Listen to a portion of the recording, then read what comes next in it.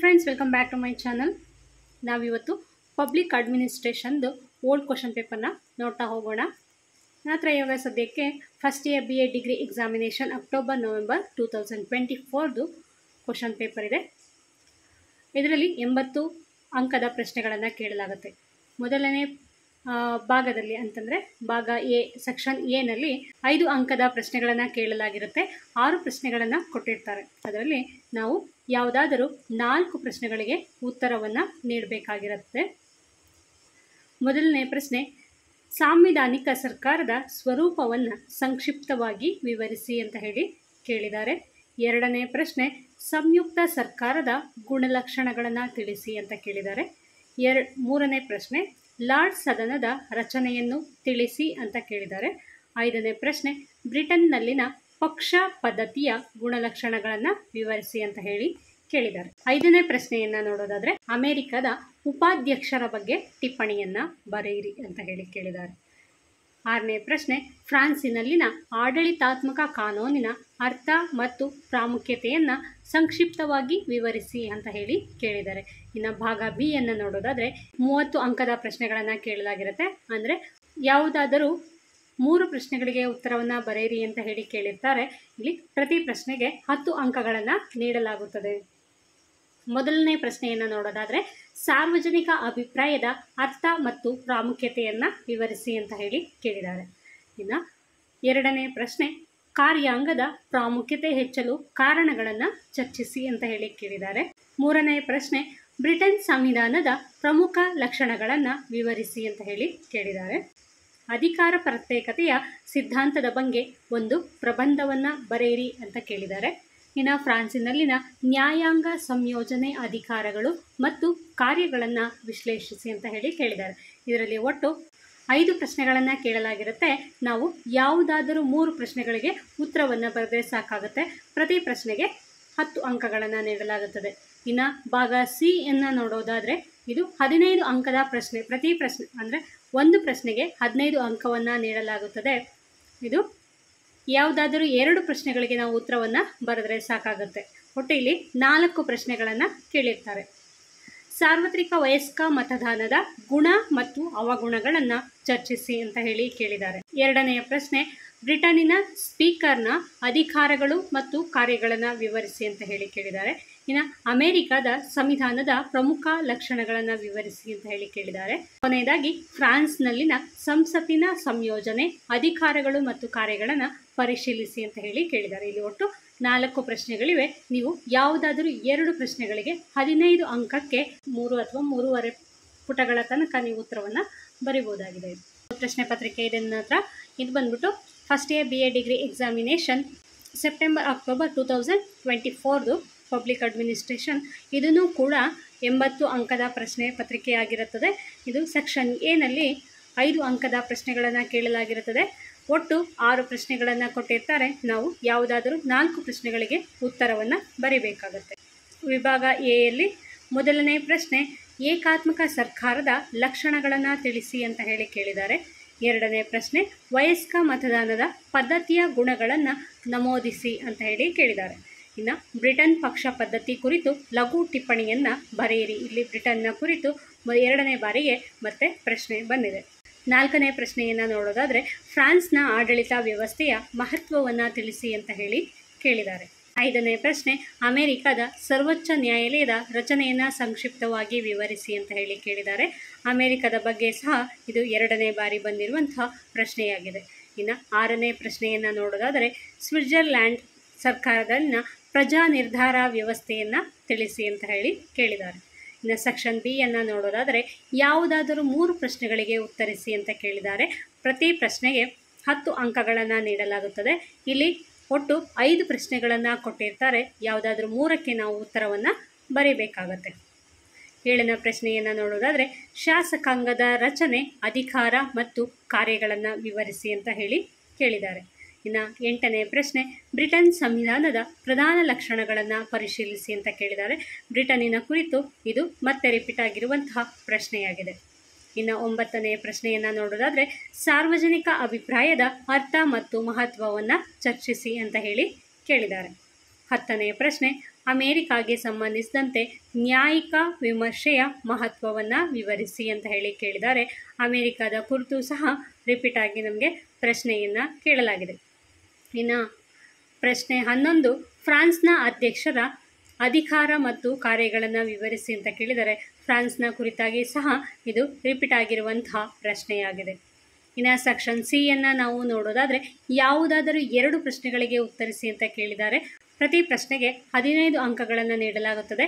ಒಟ್ಟು ಇಲ್ಲಿ 4 ಪ್ರಶ್ನೆಗಳನ್ನು ಕೇಳಿರ್ತಾರೆ. ಯಾವುದಾದರೂ 2 ಪ್ರಶ್ನೆಗಳಿಗೆ ನಾವು ಉತ್ತರವನ್ನು ಬರೀಬೇಕಾಗುತ್ತೆ. 12ನೇ ಪ್ರಶ್ನೆ, ಸಂವಿಧಾನಾತ್ಮಕ ಸರ್ಕಾರದ ಅರ್ಥ, ಸ್ವರೂಪ ಮತ್ತು ಮಹತ್ವವನ್ನು ನಿರೂಪಿಸಿ ಅಂತ ಕೇಳಿದ್ದಾರೆ. 3ನೇ ಪ್ರಶ್ನೆ, ಇಂಗ್ಲೆಂಡಿನ ಪ್ರಧಾನಮಂತ್ರಿಯ ಅಧಿಕಾರ ಮತ್ತು ಕಾರ್ಯಗಳನ್ನು ವಿವರಿಸಿ ಅಂತ ಹೇಳಿ ಕೇಳಿದ್ದಾರೆ. ಬ್ರಿಟನ್ ಮತ್ತು ಅಮೇರಿಕದ ಪ್ರಶ್ನೆಗಳು ರಿಪೀಟ್ ಆಗಿ ಬಂದಿರುವಂಥದ್ದು. ಇನ್ನು 14ನೇ ಪ್ರಶ್ನೆ, ಅಮೇರಿಕ ಸಂವಿಧಾನದ ಪ್ರಮುಖ ಲಕ್ಷಣಗಳನ್ನು ಪರಿಶೀಲಿಸಿ ಅಂತ ಹೇಳಿ ಕೇಳಿದ್ದಾರೆ. ಇನ್ನು 15ನೇ ಪ್ರಶ್ನೆ, ಫ್ರಾನ್ಸ್ ಪಾರ್ಲಿಮೆಂಟಿನ ಅಧಿಕಾರ ಮತ್ತು ಕಾರ್ಯಗಳನ್ನು ಚರ್ಚಿಸಿ ಅಂತ ಹೇಳಿ ಕೇಳಿದ್ದಾರೆ. ಇದು ಕೂಡ ಪ್ರಶ್ನೆ ರಿಪೀಟ್ ಆಗಿ ಬಂದಿರುವಂತಹ ಪ್ರಶ್ನೆಯಾಗಿದೆ. ಇಲ್ಲಿ ನಮ್ಮ ಹತ್ರ ಇನ್ನೊಂದು ಪ್ರಶ್ನೆ ಪತ್ರಿಕೆ ಇದೆ. ಇದು ಬಂದ್ಬಿಟ್ಟು first year BA degree examination February March 2023 ಇದು ಓಲ್ಡ್ ಸ್ಲ್ಯಾಮಿನ ಪ್ರಶ್ನೆ ಪತ್ರಿಕೆಯಾಗಿರುತ್ತೆ. ಆದರೆ ಪ್ರಶ್ನೆಗಳು ಸೇಮ್ ಒಂದೇ ರೀತಿಯ ಘಟಕ ಆಗಿರುವುದರಿಂದ ಅದೇ ಪ್ರಶ್ನೆಗಳು ಮತ್ತೆ ರಿಪೀಟ್ ಆಗಿ ಬರುವಂತಹ ಸಾಧ್ಯತೆ ಇರುತ್ತೆ. ಹಾಗಾಗಿ ಯಾವುದಾದ್ರೂ ಪ್ರಶ್ನೆಗಳು ರಿಪೀಟ್ ಆಗಿದರೆ ಅದನ್ನು ನಾವು ಓದ್ಕೊಂಡ್ರೆ ನಮ್ಮ ಪರೀಕ್ಷೆಗೆ ಸುಲಭ ಆಗ್ಬೋದು. ಹಾಗಾಗಿ ಈ ಪ್ರಶ್ನೆ ಪತ್ರಿಕೆಯನ್ನು ನೋಡೋದಾದರೆ ಮೊದಲಿಗೆ ಇದು 90 ಅಂಕದ ಪ್ರಶ್ನೆ ಪತ್ರಿಕೆಯಾಗಿದೆ. ಇದರಲ್ಲಿ 15 ಅಂಕದ ಪ್ರಶ್ನೆಗಳನ್ನು ಮೊದಲ ಸೆಕ್ಷನ್ನಲ್ಲಿ ಅಂದರೆ ಸೆಕ್ಷನ್ ಎನಲ್ಲಿ ಇಡಲಾಗಿದೆ. ಮೊದಲ ಪ್ರಶ್ನೆಯನ್ನು ನೋಡೋದಾದರೆ ಸಂವಿಧಾನದ ಅರ್ಥ ಮತ್ತು ವರ್ಗೀಕರಣವನ್ನು ವಿವರಿಸಿ ಅಂತ ಹೇಳಿ ಕೇಳಿದ್ದಾರೆ. 2ನೇ ಪ್ರಶ್ನೆಯನ್ನು ನೋಡೋದಾದರೆ ಅಮೆರಿಕ ಸಂವಿಧಾನದ ತಿದ್ದುಪಡಿಯ ವಿವಿಧ ವಿಧಾನಗಳನ್ನು ಪರಿಶೀಲಿಸಿ ಅಂತ ಹೇಳಿ ಕೇಳಿದ್ದಾರೆ. ಇದು ರಿಪೀಟ್ ಆಗಿ ಬಂದಿರುವಂತಹ ಪ್ರಶ್ನೆ ಅಮೆರಿಕ ಸಂವಿಧಾನದ ಕುರಿತಾದದ್ದು. ಇನ್ನು 3ನೇ ಪ್ರಶ್ನೆ, ಏಕಾತ್ಮಕ ಸರ್ಕಾರದ ಗುಣ ಮತ್ತು ಅವಗುಣಗಳನ್ನು ಚರ್ಚಿಸಿ ಅಂತ ಹೇಳಿ ಕೇಳಿದ್ದಾರೆ. ಇನ್ನು 4ನೇ ಪ್ರಶ್ನೆ, ಆಧುನಿಕ ಸರ್ಕಾರಗಳಲ್ಲಿ ಕಾರ್ಯಾಂಗದ ಪ್ರಾಮುಖ್ಯತೆ ಹೆಚ್ಚುತ್ತಿರುವ ಕುರಿತು ಚರ್ಚಿಸಿ ಅಂತ ಹೇಳಿ ಕೇಳಿದ್ದಾರೆ.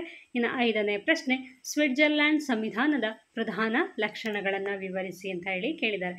ಈ ಸ್ವಿಟ್ಜರ್ಲ್ಯಾಂಡ್ನ ಕುರಿತಾಗಿ ಕೂಡ ರಿಪೀಟ್ ಆಗಿ ಬಂದಿರುವಂತಹ ಪ್ರಶ್ನೆಯಾಗಿದೆ. ಇನ್ನು ಸೆಕ್ಷನ್ ಬಿ ಯನ್ನು ನೋಡೋದಾದರೆ 10 ಅಂಕದ ಪ್ರಶ್ನೆಗಳನ್ನು ಕೇಳಿದ್ದಾರೆ. ಇಲ್ಲಿ 5 ಪ್ರಶ್ನೆಗಳನ್ನು ಕೊಟ್ಟಿರ್ತಾರೆ. 3 ಪ್ರಶ್ನೆಗಳಿಗೆ ಉತ್ತರವನ್ನು ಬರೀಬೇಕಾಗತ್ತೆ. ಮೊದಲನೆಯ ಪ್ರಶ್ನೆ, ಸ್ವತಂತ್ರ ನ್ಯಾಯಾಂಗದ ಅಗತ್ಯಾಂಶಗಳನ್ನು ವಿವರಿಸಿ ಅಂತ ಹೇಳಿ ಕೇಳಿದ್ದಾರೆ. ಸ್ವತಂತ್ರ ನ್ಯಾಯಾಂಗದ ಕುರಿತು ಕೂಡ ಪ್ರಶ್ನೆಗಳು ರಿಪೀಟ್ ಆಗಿ ಬಂದಿದೆ. ಇನ್ನು 7ನೇ ಪ್ರಶ್ನೆ, ಅಧ್ಯಕ್ಷೀಯ ಕಾರ್ಯಾಂಗದ ಲಕ್ಷಣಗಳನ್ನು ವಿವರಿಸಿ ಅಂತ ಹೇಳಿ ಕೇಳಿದ್ದಾರೆ. ಇನ್ನು 8ನೇ ಪ್ರಶ್ನೆಯನ್ನು ನೋಡೋದಾದರೆ ಸ್ವಿಸ್ ಪಾರ್ಲಿಮೆಂಟಿನ ಅಧಿಕಾರ ಮತ್ತು ಕಾರ್ಯಗಳನ್ನು ಚರ್ಚಿಸಿ ಅಂತ ಹೇಳಿ ಕೇಳಿದ್ದಾರೆ. ಇದು ಸಹ ರಿಪೀಟ್ ಆಗಿ ಬಂದಿರುವಂತಹ ಪ್ರಶ್ನೆಯಾಗಿದೆ. ಇನ್ನು 9ನೆಯ ಪ್ರಶ್ನೆಯನ್ನು ನೋಡೋದಾದರೆ ರಾಜಕೀಯ ಪಕ್ಷ ಪದ್ಧತಿಯ ಅರ್ಥ ಮತ್ತು ಪ್ರಾಮುಖ್ಯತೆಯನ್ನು ಸಂಕ್ಷಿಪ್ತವಾಗಿ ವಿವರಿಸಿ ಅಂತ ಹೇಳಿ ಕೇಳಿದ್ದಾರೆ. 10ನೆಯ ಪ್ರಶ್ನೆ, ದ್ವಿಸದನ ಶಾಸಕಾಂಗದ ಪರ ಮತ್ತು ವಿರುದ್ಧದ ವಾದಗಳನ್ನು ಮೌಲ್ಯೀಕರಿಸಿ ಅಂತ ಹೇಳಿ ಕೇಳಿದ್ದಾರೆ. ಇನ್ನು ಸೆಕ್ಷನ್ ಸಿ ಯನ್ನು ನೋಡೋದಾದರೆ 5 ಅಂಕದ ಪ್ರಶ್ನೆಗಳನ್ನು ಕೇಳಿದ್ದಾರೆ. ಯಾವುದಾದ್ರೂ 3ಕ್ಕೆ ನಾವು ಉತ್ತರವನ್ನು ಬರೀಬೇಕಾಗತ್ತೆ. 5 ಪ್ರಶ್ನೆಗಳನ್ನು ಕೇಳಿರ್ತಾರೆ. ಮೊದಲನೆಯ ಪ್ರಶ್ನೆ, ಅಧಿಕಾರ ವಿಭಜನಾ ಸಿದ್ಧಾಂತವನ್ನು ವಿವರಿಸಿ. ಅಧಿಕಾರ ವಿಭಜನಾ ಸಿದ್ಧಾಂತವನ್ನು ವ್ಯಾಖ್ಯಾನಿಸಿ ಅಂತ ಕೇಳಿದ್ದಾರೆ. 12ನೆಯ ಪ್ರಶ್ನೆ, ನ್ಯಾಯಾಂಗದ ಕಾರ್ಯಗಳನ್ನು ಪಟ್ಟಿ ಮಾಡಿ ಅಂತ ಹೇಳಿ ಕೇಳಿದ್ದಾರೆ. 13ನೆಯ ಪ್ರಶ್ನೆ, ಮುಕ್ತ ಮತ್ತು ನ್ಯಾಯಸಮ್ಮತ ಚುನಾವಣೆ ಬಗ್ಗೆ ಒಂದು ಟಿಪ್ಪಣಿಯನ್ನು ಬರೆಯಿರಿ ಅಂತ ಹೇಳಿ ಕೇಳಿರ್ತಾರೆ. ಇನ್ನು 14ನೇ ಪ್ರಶ್ನೆ, ಸರ್ವಾಧಿಕಾರವಾದದ ಲಕ್ಷಣಗಳನ್ನು ತಿಳಿಸಿ ಅಂತ ಹೇಳಿ ಕೇಳಿದ್ದಾರೆ. ಬ್ರಿಟನ್ ಶ್ರೀಮಂತ ಸಭೆಯ ರಚನೆ ಬಗ್ಗೆ ತಿಳಿಸಿ ಅಂತ ಹೇಳಿ ಕೂಡ ಕೇಳಿದ್ದಾರೆ. ಹಾಗಾಗಿ ಬ್ರಿಟನ್ನ ಕುರಿತಾಗಿ ಇದು ಪ್ರತಿ ಎಕ್ಸಾಮ್ನಲ್ಲೂ ಕೂಡ ರಿಪೀಟ್ ಆಗಿ ಬರುವಂತಹ ಪ್ರಶ್ನೆಗಳಾಗಿದೆ. ಬ್ರಿಟನ್, ಅಮೆರಿಕ, ಫ್ರಾನ್ಸ್ ಮತ್ತು ಸ್ವಿಟ್ಜರ್ಲ್ಯಾಂಡ್ನ ಬಗ್ಗೆ ನಾವು ಓದಲೇಬೇಕಾಗತ್ತೆ. ಪ್ರತಿ ಪ್ರಶ್ನೆ ಪತ್ರಿಕೆಯಲ್ಲೂ ಸಹ ಈ ಕುರಿತಾಗಿ ಪ್ರಶ್ನೆಗಳು ಬಂದಿವೆ. ಇನ್ನೊಂದು ಪ್ರಶ್ನೆ ಪತ್ರಿಕೆ ಇದೆ. First year BA degree examination September-October 2022 ಅಂತ ಹೇಳಿದೆ. ನಾನ್ CBSE ಇದು 80 ಅಂಕದ ಪ್ರಶ್ನೆ ಪತ್ರಿಕೆಯಾಗಿದೆ. ಸೆಕ್ಷನ್ ಎನಲ್ಲಿ ಯಾವುದಾದರೂ 4 ಪ್ರಶ್ನೆಗಳಿಗೆ ಉತ್ತರಿಸಿ ಅಂತ ಹೇಳಿ ಕೇಳಿದ್ದಾರೆ. ಇದು 5 ಅಂಕದ ಪ್ರಶ್ನೆಯಾಗಿದೆ. ಇನ್ನು ಮೊದಲನೇ ಪ್ರಶ್ನೆಯನ್ನು ನೋಡೋದಾದರೆ, ಸಂವಿಧಾನದ ತಿದ್ದುಪಡಿಗೆ ಅನುಸರಿಸಲಾಗುವ ವಿವಿಧ ವಿಧಾನಗಳನ್ನು ತಿಳಿಸಿ ಅಂತ ಹೇಳಿ ಕೇಳಿದ್ದಾರೆ. ಎರಡನೆಯ ಪ್ರಶ್ನೆ, ಬ್ರಿಟನ್ ಸ್ಪೀಕರ್ನ ಅಧಿಕಾರ ಮತ್ತು ಕಾರ್ಯಗಳನ್ನು ತಿಳಿಸಿ ಅಂತ ಹೇಳಿ ಕೇಳಿದ್ದಾರೆ. ಈ ಸಂವಿಧಾನ ತಿದ್ದುಪಡಿ ಕೂಡ ಮುಖ್ಯವಾಗಿರೋ ಘಟಕವಾಗಿರುತ್ತೆ. ಬ್ರಿಟನ್ನ ಕುರಿತಾಗಿ ಈಗಾಗಲೇ ಪ್ರಶ್ನೆಗಳು ಬಂದಿರೋದ್ರಿಂದ ನಾವು ಅದನ್ನು ಕೂಡ ಓದಬೇಕಾಗತ್ತೆ. ಇನ್ನು ಫ್ರಾನ್ಸ್ನ ಬಗ್ಗೆ ಕೂಡ ಪ್ರಶ್ನೆಗಳು ರಿಪೀಟ್ ಆಗಿ ಬಂದಿದೆ, ಹಾಗೆಯೇ ಅಮೇರಿಕಾದ ರಿಪೀಟ್ ಆಗಿ ಬಂದಿದ್ದಾವೆ. ಮೂರನೇ ಪ್ರಶ್ನೆಯನ್ನು ನೋಡೋದಾದರೆ, ಫ್ರಾನ್ಸ್ನ ಮಂತ್ರಿಮಂಡಲದ ಕಾರ್ಯಗಳನ್ನು ಸಂಕ್ಷಿಪ್ತವಾಗಿ ವಿವರಿಸಿ ಅಂತ ಹೇಳಿ ಕೇಳಿದ್ದಾರೆ.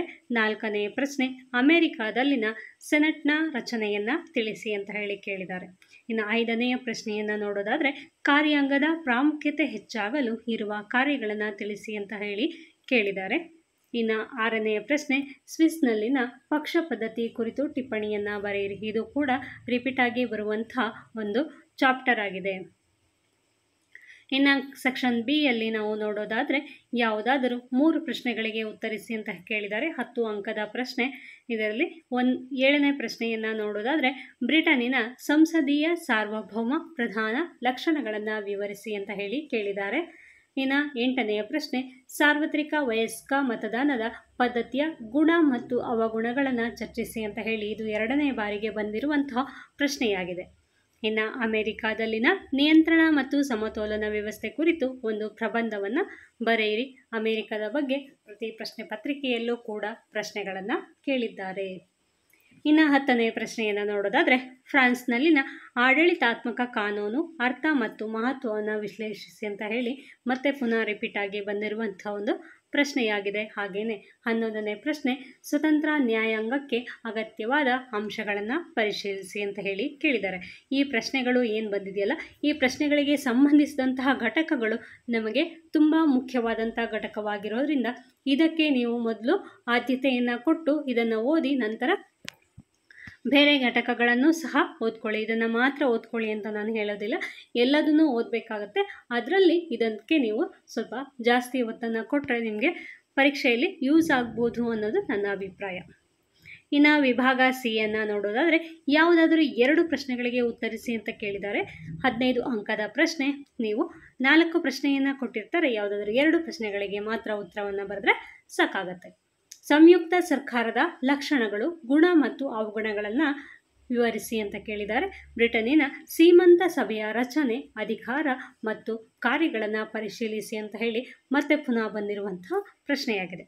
ಇನ್ನು ಫ್ರಾನ್ಸ್ನ ಸಂವಿಧಾನದ ಪ್ರಧಾನ ಲಕ್ಷಣಗಳನ್ನು ವಿವರಿಸಿ ಅಂತ ಕೇಳಿದ್ದಾರೆ. ಮತ್ತೆ ಪುನಃ ಬಂದಿದೆ, ಸ್ವಿಸ್ನಲ್ಲಿನ ಫೆಡರಲ್ ಕೋರ್ಟ್ನ ರಚನೆ, ಅಧಿಕಾರ ಮತ್ತು ಕಾರ್ಯಗಳನ್ನು ಚರ್ಚಿಸಿ.